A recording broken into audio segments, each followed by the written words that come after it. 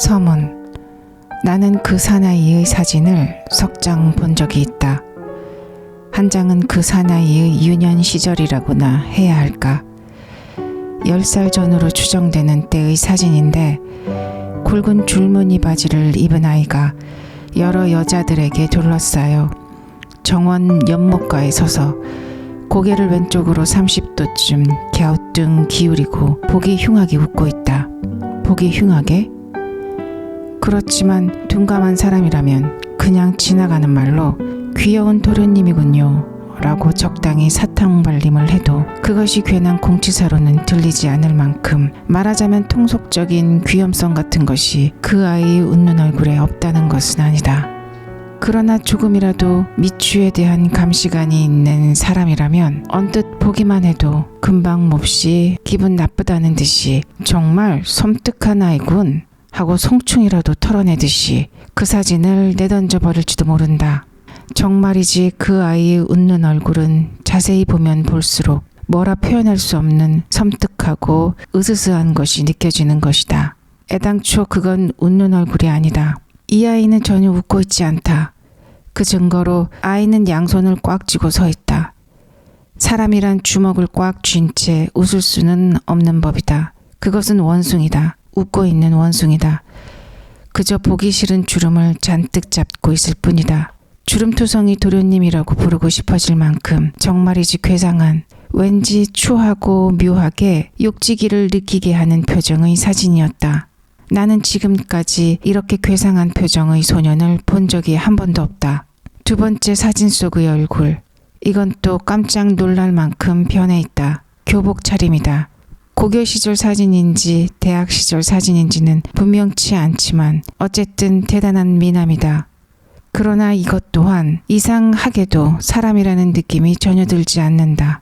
등 의자에 걸터 앉아 다리를 꼬고 그리고 이번에도 역시 웃고 있다.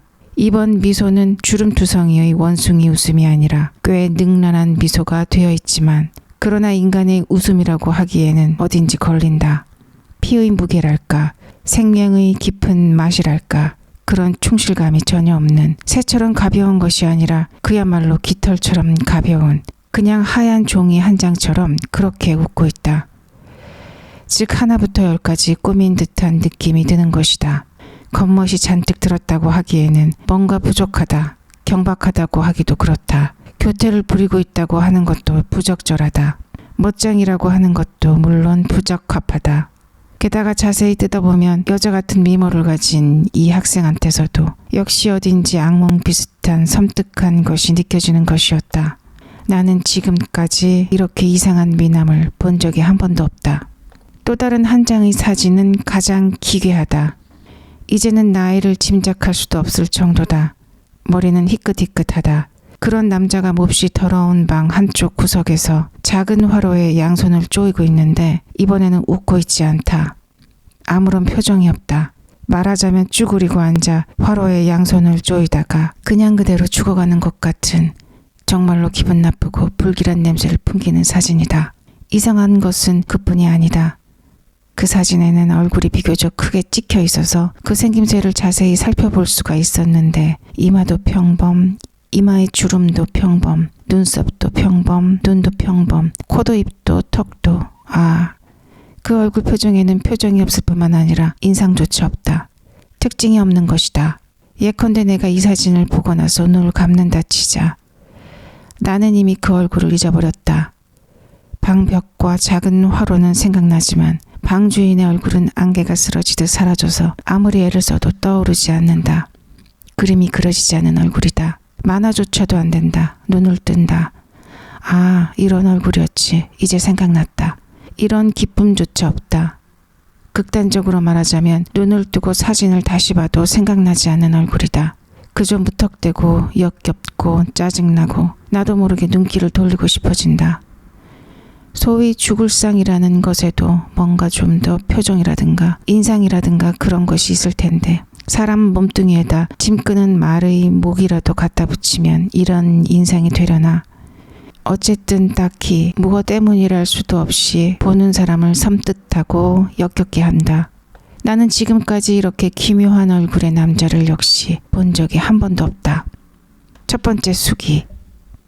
부끄럼 많은 생애를 보냈습니다.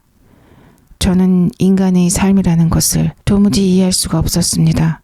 저는 동북지방의 시골에서 태어났기 때문에 꽤 자란 다음에야 기차를 처음 보았습니다. 정거장에 있는 육교를 올라갔다 내려갔다 하면서도 그것이 선로를 건너기 위해서 만들어졌다는 사실을 전혀 생각 못하고, 다만 그것이 정거장 구내를 외국의 놀이터처럼 복잡하고 즐겁고 세련되게 만들기 위해서 설치된 것이라고만 믿었습니다. 그것도 꽤 오랫동안 그렇게 믿고 있었던 것입니다. 계단을 올라갔다 내려갔다 하는 일이 저에게는 퍽이나 세련된 놀이로 생각되었고, 철도청이 제공하는 서비스 중에서도 가장 괜찮은 서비스 중 하나라고 생각하고 있었습니다. 나중에 그것이 단순히 손님들이 선로를 건너 다닐 수 있도록 만들어진 극히 실용적인 계단에 지나지 않는다는 사실을 알고 나서는 단박에 흥이 깨졌습니다.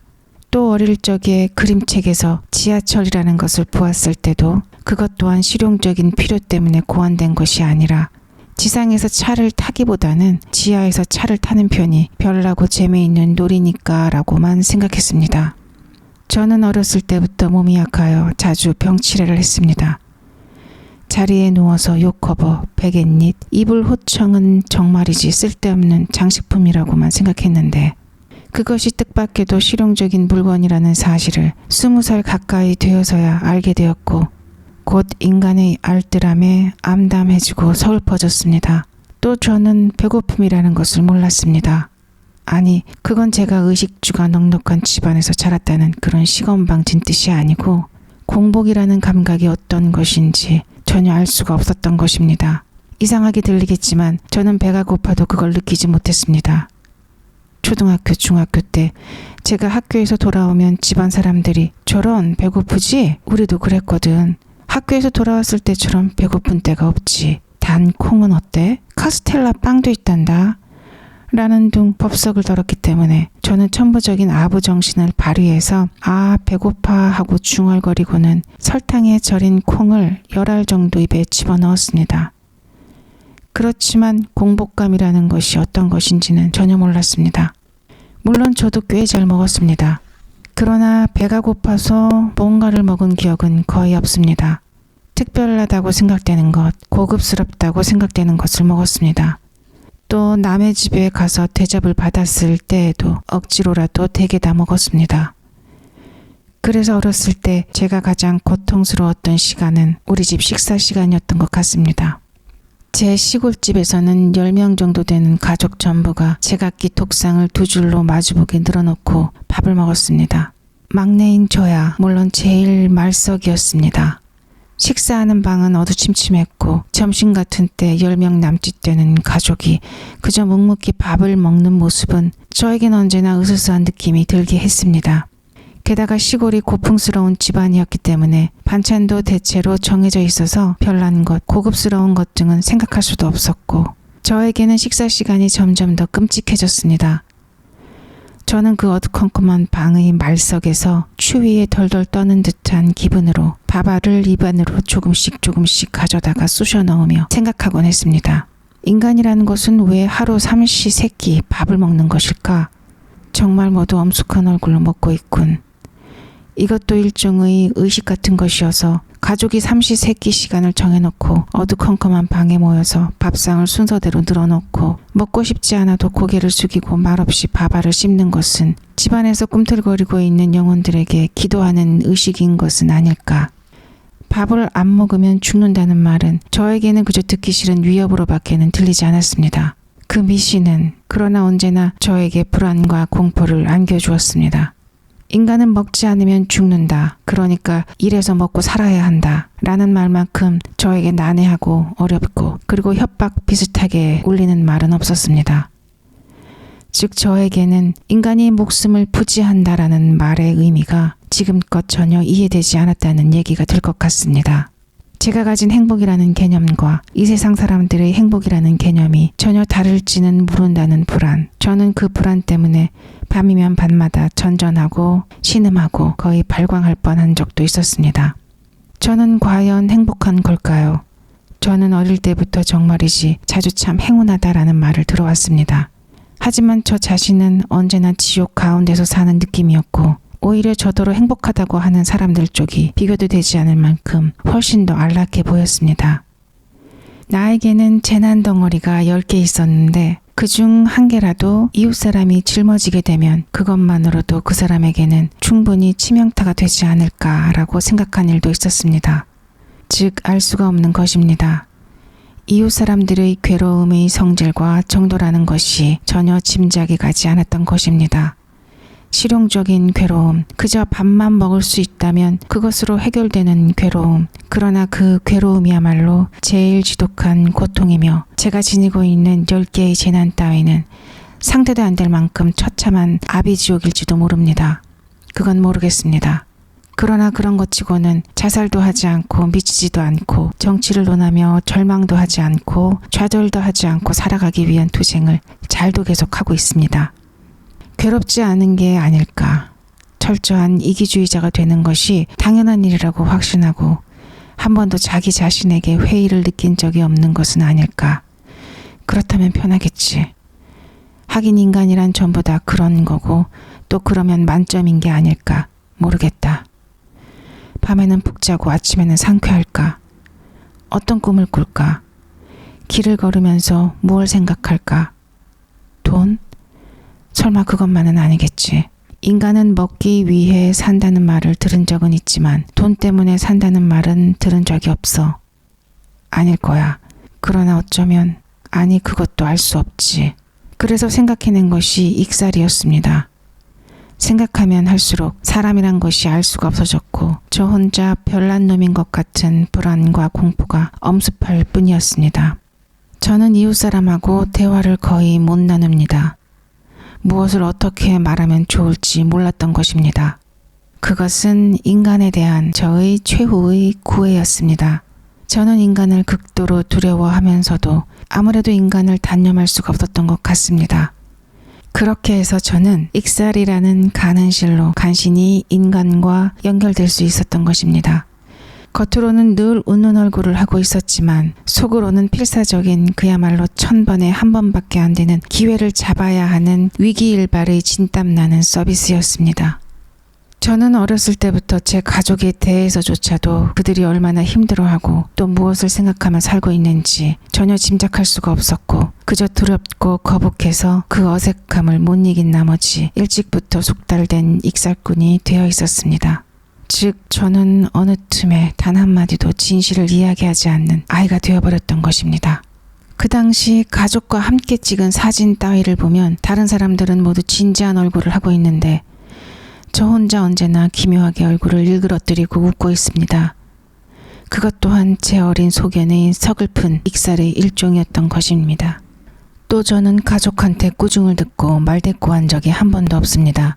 그 사소한 꾸중은 저에게는 청천벽력과도 같아 저를 미칠 지경에 이르게 했기 때문에 말대꾸는커녕 그 꾸중이야말로 말하자면 만세일계, 즉 고대로부터 단일계통을 이어온 일본인의 진리임이 틀림없다.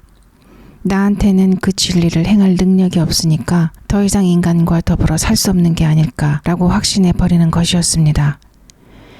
그래서 저는 말싸움도 자기 변명도 하지 못했습니다. 남이 저에게 욕을 하면 그래 정말이야. 내가 엄청 잘못 생각하고 있었어. 그렇게 생각되어서 언제나 그 공격을 잠자코 받아들이고 속으로는 미칠 듯한 공포를 느꼈던 것입니다. 그야 누구든 남이 비난을 퍼붓거나 화를 낼 때 기분이 좋을 사람은 없겠지만은 저는 화를 내는 인간의 얼굴에서 사자보다도 악어보다도 용보다도 더 끔찍한 동물의 본성을 보게 되는 것이었습니다. 평상시에는 본성을 숨기고 있다가 어떤 순간에 예컨대 소가 풀밭에서 느긋하게 잠자고 있다가 갑자기 꼬리로 배에 앉은 쇠등에를 탁 쳐서 죽이듯이 갑자기 무시무시한 정체를 노여움이라는 형태로 드러내는 모습을 보면 저는 언제나 머리털이 곤두서는 듯한 공포를 느꼈습니다. 이 본성 또한 인간이 되는데 필요한 자격 중 하나일지도 모른다고 생각하면서 저 자신에 대한 절망감에 휩싸이곤 했습니다. 늘 인간에 대한 공포에 떨고 전율하고 또 인간으로서의 제 언동에 전혀 자신을 갖지 못하고 자신의 고뇌는 가슴속 깊은 곳에 있는 작은 상자에 담아두고 그 우울함과 긴장감을 숨기고 또 숨긴 채 그저 천진난만한 낙천가인 척 가장하면서 저는 익살스럽고 약간은 별난 아이로 점차 완성되어 갔습니다. 뭐든 상관없으니까 웃게만 만들면 된다. 그러면 인간들은 그들이 말하는 소위 삶이라는 것 밖에 내가 있어도 그다지 신경 쓰지 않을지도 몰라. 어쨌든 인간들의 눈에 거슬려서는 안 돼. 나는 무야. 바람이야. 텅 비어 있어. 그런 생각만이 강해져서 저는 익살로 가족들을 웃겼고 또 가족보다 더 불가사의하고 무시무시한 머슴이랑 하녀들한테까지도 필사적으로 익살 서비스를 했던 것입니다. 저는 한여름에 혹겹 여름옷 안에 빨간 스웨터를 껴입고 복도를 걸어다녀서 식구들을 웃겼습니다. 좀처럼 웃지 않는 큰형까지도 그런 저를 보고는 웃음을 터뜨리며 요조 그건 안 어울려 라고 귀여워 죽겠다는 듯 말했습니다. 뭐 저도 한여름에 스웨터를 입고 다닐 만큼 그렇게 더위 추위를 못 가리는 기인은 아닙니다. 누나의 레깅스를 팔에 끼고 유카타 소매 밖으로 내보여 스웨터를 껴입고 있는 것처럼 보이게 했던 것입니다. 저희 아버님은 도쿄에 볼 일이 많은 분이셨기 때문에 우에노의 사쿠라기 동에 집을 갖고 계셨고 한 달의 태반은 도쿄에 있는 그 집에서 지내셨습니다. 그리고 돌아오실 때마다 가족 모두에게 또 친척들한테까지 정말이지 엄청나게 많은 선물을 사들고 오시는 것을 말하자면 아버님의 취미 같은 것이었습니다. 언젠가 도쿄로 가시기 전날 밤 아버님은 아이들을 손님방에 모아놓고 이번에는 어떤 선물이 좋을지 한 사람 한 사람한테 웃으시며 물으시고 아이들의 대답을 일일이 수첩에 적어 놓으셨습니다. 아버지가 아이들을 그렇게 친밀하게 대하는 것은 드문 일이었습니다. 요조는? 아버지가 물으셨을 때 저는 우물쭈물 대답을 못하고 말았습니다. 뭐가 갖고 싶지? 하고 누가 물으면 저는 그 순간 갖고 싶은 게 아무것도 없어져 버리곤 했습니다. 아무래도 상관없어. 어차피 나를 즐겁게 해줄 것 따위는 없어. 그런 생각이 꿈틀 일어났던 것입니다. 그러면서 남이 준 것은 아무리 제 취향에 맞지 않아도 거절을 못했습니다. 싫은 것을 싫다고 하지도 못하고 또 좋아하는 것도 쭈뼛쭈뼛 훔치듯이 전혀 즐기지 못하고 그러고는 표현할 길 없는 공포에 몸부림쳤습니다. 즉 저에게는 양자택이라는 능력조차도 없었던 것입니다. 이것은 뒷날 저의 소위 부끄럼 많은 생애의 큰 원인이 되기도 했던 성격의 하나였던 것 같습니다. 제가 입을 다문 채 우물쭈물하고 있으니까 아버님은 조금 불쾌한 얼굴이 되셨습니다. 역시 책인가? 아사쿠사 절 앞에 있는 장난감 가게에서 아이들이 쓰고 노는데 알맞은 크기의 정월 사자춤 탈을 팔고 있던데 갖고 싶지 않느냐? 갖고 싶지 않느냐라는 말을 들었다면 다 틀려버린 겁니다. 익살스러운 대답이건 뭐건 못하게 된 것이지요. 익살꾼 노릇은 완전히 낙제입니다. 책이 좋겠죠. 큰형이 진지한 얼굴로 대답했습니다. 그래? 아버지는 흥이 깨진 얼굴로 적지도 않으시고 수첩을 탁 덮으셨습니다. 이 무슨 실수람. 나는 아버지를 화나게 했다. 아버지의 복수는 틀림없이 끔찍할 거야. 늦기 전에 어떻게든 수습을 해야 할 텐데. 그날 밤 이불 속에서 부들부들 떨면서 생각하던 저는 살그머니 일어나 손님방에 가서 서랍을 열고 수첩을 꺼내 드르륵 페이지를 넘겨서는 선물 목록이 기입된 곳을 찾아내 수첩에 달린 연필에 침을 묻혀서 사자춤이라고 써두고 잤습니다. 저는 그 사자탈이 전혀 갖고 싶지 않았습니다. 숫제, 책이 나왔습니다. 그렇지만 저는 아버지가 그 사자탈을 저에게 사주고 싶어 하신다는 사실을 깨닫고 아버지의 뜻을 따름으로써 아버지 기분을 좋게 해드리고 싶은 일념에 한밤중에 감히 손님방에 몰래 숨어드는 모험을 감행했던 것입니다. 그리고 과연 저의 비상수단은 예상했던 대로 대성공을 거두었습니다. 이윽고 아버지가 도쿄에서 돌아오셨을 때 어머니한테 큰 소리로 말씀하시는 것을 저는 방에서 들었습니다. 그 아사쿠사 절 앞에 있는 장난감 가게에서 이 수첩을 열어보았더니 이것 좀 봐. 여기 사자춤이라고 쓰여 있지 않겠어? 이건 내 글씨가 아닌데, 응? 하고 의아해하다 생각이 미쳤지. 이것은 요조의 장난이오. 그 녀석은 내가 물었을 때는 희죽희죽 웃고만 있더니 나중에 아무래도 사자탈을 갖고 싶어서 견딜 수가 없었던 게요. 뭐니 해도 녀석은 조금 별나니깐 말이오. 모른 척 해놓고는 여기에 이렇게 또박또박 써놨더라고. 그렇게 갖고 싶으면 그렇다고 하면 될 텐데 나는 장난감 가게 앞에서 웃음을 터뜨렸지. 요조를 빨리 이리 오라고 해요. 또 저는 머슴이나 하녀들을 서양식 방에 모아놓고 머슴 한 사람에게 되는 대로 피아노 건반을 두드리게 하고는 그 엉터리 곡에 맞추어서 인디언 춤을 춰 보여서 사람들을 웃겼습니다. 둘째 형은 플래시를 터뜨리며 제 인디언 춤을 찍었고 그 사진이 현상된 것을 나중에 봤더니 제가 허리에 두른 헝겊의 매듭 부분에서 작은 고추가 보였기 때문에 그것이 또 온 집안을 웃음바다로 만들었습니다. 저로서는 이 또한 뜻밖의 성공이었는지도 모릅니다. 저는 매달 신간 소년 잡지를 10권도 넘게 구독하고 있었고 또 그 밖에도 여러 가지 책을 도쿄에서 주문해서 묵묵히 읽고 있었기 때문에 당시 인기 있던 연재물인 엉망진창 박사라느니 또 무슨 박사라느니 하는 존재와는 무척 친숙했습니다. 또 괴기담, 무사담, 만담, 애도 이야기 따위도 많이 알고 있었기 때문에 우스꽝스러운 이야기를 진지한 얼굴로 해서 집안 사람들을 웃기는데 소재가 부족했던 적은 없습니다. 그렇지만 저는 학교에서 존경을 받을 뻔했습니다. 존경받는다는 개념 또한 저를 몹시 두렵게 했습니다. 거의 완벽하게 사람을 속이다가 전지전능한 어떤 사람한테 간파당하여 산산조각이 나고 죽기보다 더한 창피를 당하게 되는 것이 존경받는다는 상태에 대한 제 정의였습니다. 인간을 속여서 존경받는다 해도 누군가 한 사람은 알고 있다. 그리고 인간들도 그 사람한테서 듣고 차차 속은 것을 알아차리게 되었을 때 그때 인간들의 노여움이며 복수는 정말이지 도대체 어떤 것일까요? 상상만 해도 온몸의 털이 곤두서는 것이었습니다. 저는 부잣집에 태어났다는 사실보다도 소위 공부를 잘해서 온 학교의 존경을 받을 뻔했습니다. 저는 어릴 적부터 몸이 약하여 자주 한 달, 2달 또는 1년 가까이 병상에 누워 학교를 쉬곤 했습니다.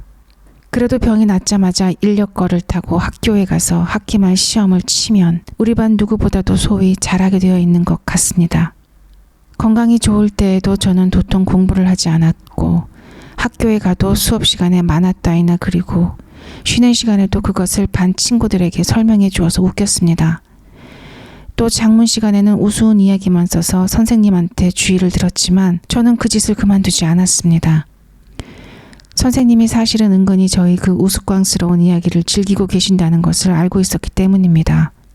어느 날 저는 여느 때처럼 어머니와 함께 상경하는 도중에 기차 안에서 객차 통로에 있는 가래뱉는 항아리에다 오줌을 누워버린 실패담을 짐짓 슬픈 필지로 써서 제출했습니다. 그러나 그때 제가 가래뱉는 통인 걸 모르고 한 짓은 아니었습니다. 어린아이다운 천진난만함을 과시하기 위해 일부러 그렇게 했던 것입니다.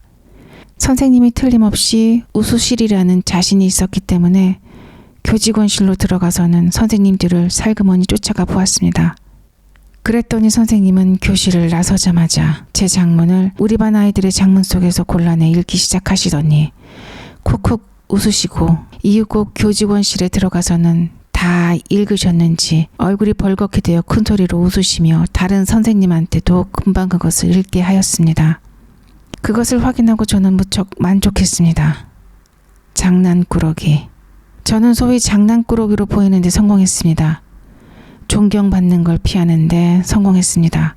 성적표는 전학과다 10점 만점이었습니다만 소행이라는 항목만은 7점이거나 6점이거나 해서 그것 또한 온 집안을 웃음바다로 만들었습니다.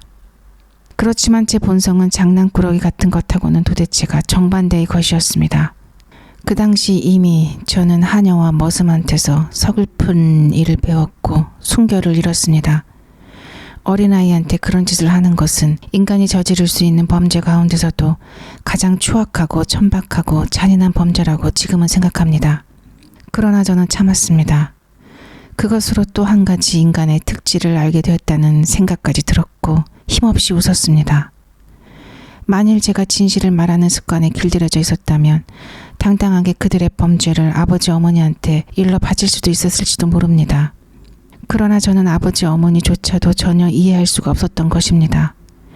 인간에게 호소한다. 저는 그런 수단에는 조금도 기대를 걸 수가 없었습니다. 아버지한테 호소해도, 어머니한테 호소해도, 순경한테 호소해도, 정부에 호소해도 결국은 처세술에 능한 사람들의 논리에 져버리는 게 고작 아닐까. 틀림없이 편파적인 게 뻔해. 필경, 인간에게 호소하는 것은 헛일이야. 나는 역시 아무것도 사실대로 말하지 않고 참고 그리고 익살꾼 노릇을 계속해 갈 수밖에 없다는 마음이 되었습니다. 뭐야, 인간에 대한 불신을 말하고 있는 거야? 내가 언제부터 기독교인이 되었는데 하고 조소할 사람도 혹시 있을지 모릅니다. 그러나 인간에 대한 불신이 반드시 곧장 종교의 길로 통하는 것이 아니라고 저는 생각합니다. 사실 그 조소하는 사람을 포함해서 인간은 여호와건 뭐건 생각조차 안 하고 태연하게 살아가고 있지 않습니까? 역시 제가 어렸을 적의 일입니다만 아버지가 소속하고 계셨던 어떤 정당의 고명한 분이 우리 마을에 연설하러 왔기에 저는 머슴들과 함께 극장에 갔습니다. 10,000원이었습니다. 특히 이 도시에서 아버지와 친하게 지내시는 분들의 얼굴은 전부 보였고 모두들 열렬하게 박수를 치고 계셨습니다.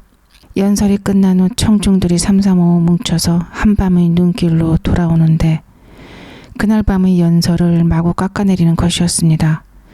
그 중에는 아버지하고 아주 친하신 분의 목소리도 섞여 있었습니다. 아버지의 개회사도 형편없었고 예의 고명한 사람의 연설이라는 것도 뭐가 뭔지 도통 알 수가 없었다고 소위 아버지의 동지들이 화난 듯한 어조로 말하고 있었던 것입니다. 그리고 그 사람들은 우리 집에 들러서 객실에 들어와서는 아버지한테 오늘 밤의 연설에는 대성공이었다고 진심으로 기뻐하는 얼굴로 말했습니다. 오늘 밤 연설이 어땠어? 하고 어머니가 물으시자 머슴들까지도 아주 재미있었어요 라고 천연덕스럽게 대답했던 것입니다. 연설에만큼 재미없는 건 없어 라고 돌아오는 내내 투덜거렸는데 말입니다. 그러나 이런 것은 정말이지 하찮은 예에 지나지 않습니다. 서로 속이면서 게다가 이상하게도 전혀 상처를 입지 않고 서로가 서로를 속이고 있다는 사실조차 알아차리지 못하는 듯 정말이지 산뜻하고 깨끗하고 밝고 명랑한 불신이 인간의 삶에는 충만한 것으로 느껴집니다. 그렇지만 저는 서로가 서로를 속이고 있다는 사실 따위에는 그다지 관심이 없습니다. 저도 익살로 아침부터 밤까지 인간들을 속이고 있으니까요. 저는 바른생활 교과서에 나오는 정의니 뭐니 하는 도덕 따위에는 별로 관심이 없습니다. 저한테는 서로 속이면서 살아가는 혹은 살아갈 자신이 있는 것처럼 보이는 인간이야말로 난해한 것입니다. 인간은 끝내 저한테 그 요령을 가르쳐주지 않았습니다. 그것만 터득했더라면 제가 인간을 이렇게 두려워하면서 필사적인 서비스 같은 것을 안 해도 됐을 텐데 말입니다. 인간의 삶과 대립되어 밤이면 밤마다 지옥 같은 괴로움을 맛보지 않아도 되었을 텐데 말입니다. 즉 제가 머슴과 하녀들의 그 가증스러운 범죄조차 아무한테도 호소하지 않았던 것은 인간에 대한 불신 때문도 아니고 또 물론 기독교적 박애주의 때문도 아니고 인간이 저 요조에게 신용이라는 껍질을 단단히 닫고 있었기 때문이라고 생각합니다. 부모님조차도 제가 이해할 수 없는 면을 가끔 보이셨으니까요. 그리고 아무한테도 호소하지 못하는 저의 이 고독한 냄새를 많은 여성들이 본능적으로 맡게 된 것이 훗날 그녀들이 저의 약점을 틈타 접근하게 된 이유 중 하나인 것 같이 느껴집니다. 즉 저는 여성들이 보기에 사랑의 비밀을 지켜줄 사나이였다는 얘기입니다.